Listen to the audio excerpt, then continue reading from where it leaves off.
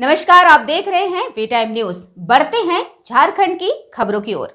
पंडित बागेश्वरी पांडे सरस्वती विद्या मंदिर देवनगर दुग्धा बोकारो में 35वां प्रांतीय खो खो और कबड्डी प्रतियोगिता 2024 का समापन हुआ। कार्यक्रम के प्रारंभ में माननीय क्षेत्रीय प्रमुख रामावतार नारसरिया ने हूल दिवस की बधाई देते हुए सिद्धू कान्हू चांद भैरव की वीर गाथा का परिचय दिया। उन्होंने कहा कि खेल और शिक्षा एक दूसरे के पूरक है। खेल शारीरिक स्वास्थ्य के लिए महत्वपूर्ण है और एक स्वस्थ शरीर में ही स्वस्थ मन का वास होता है।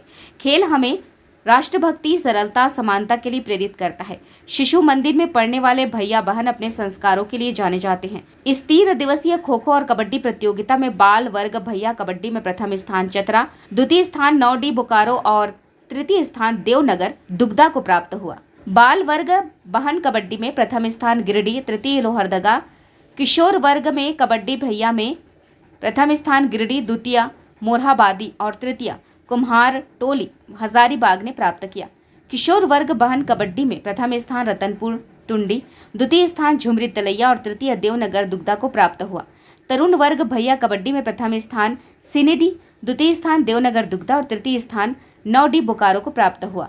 बाल वर्ग भैया खो खो में प्रथम स्थान लोहरदगा, द्वितीय स्थान गुमला और तृतीय स्थान कुम्हार टोली को प्राप्त हुआ। बाल वर्ग बहन खो खो में प्रथम स्थान चतरा, द्वितीय स्थान कुम्हार टोली और तृतीय स्थान चाईबासा को प्राप्त हुआ। किशोर वर्ग भैया खो खो में प्रथम स्थान लोहरदगा, द्वितीय स्थान चतरा और तृतीय स्थान कुम्हार टोली ने प्राप्त किया। किशोर वर्ग बहन खो खो में प्रथम स्थान कुल्ही, द्वितीय स्थान मधुपुर और तृतीय स्थान चाईबासा को प्राप्त हुआ। इस कार्यक्रम में पूरे झारखंड प्रांत से कुल 37 विद्यालयों ने भाग लिया। पहले हम कभी ये सुनते थे कि पढ़ोगे लिखोगे तो बनोगे नवाब और खेलोगे कूदोगे तो होगे खराब, लेकिन आज परिस्थितियां बदल गई। कल ही आईसीसी के T20 में भारतवर्ष ने और 17 वर्षों के बाद विश्व कप हासिल किया है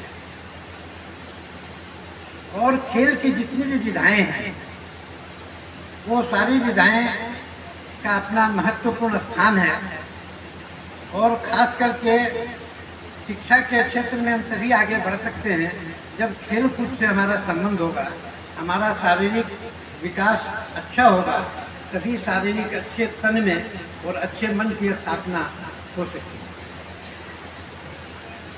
है। इस बात को रेखांकित करने के लिए स्वामी विवेकानंद ने कहा था कि अगर मुझे गीता का पाठ करने और फुटबॉल खेलने में से किसी एक वस्तु को चुनना पड़े तो मैं फुटबॉल खेलना पसंद करूंगा। क्यों कि फुटबॉल खेलने से शरीर स्वस्थ होता है, पुट्ठे मजबूत होते हैं।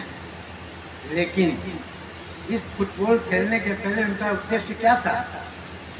फुटबॉल खेलने के पीछे उनका उद्देश्य ये था कि जब साहब मेरा स्वास्थ्य ठीक होगा, पुट्ठे मजबूत होंगे तो मेरा मस्तिष्क ठीक होगा और मैं गीता को अच्छी तरह से समझ पाऊंगा।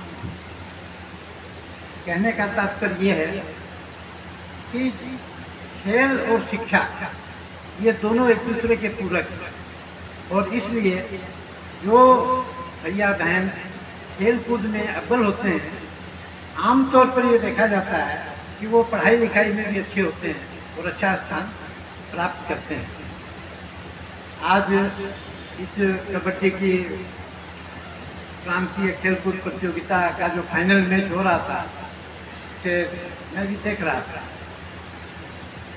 रतनपुर टुंडी और झुमरी तिलैया ये दोनों विद्यालय खेल रहे थे। रतनपुर टुंडी ने विजय हासिल की और वो प्रथम रहा। झुमरी तिलैया स्वाभाविक रूप से द्वितीय स्थान पर रहा। और एक अन्य प्रतियोगिता में जिस विद्यालय में हम लोग अभी खड़े हैं, ये दुग्धा विद्यालय, देवनगर दुग्धा विद्यालय, इसने तीसरा स्थान प्राप्त किया।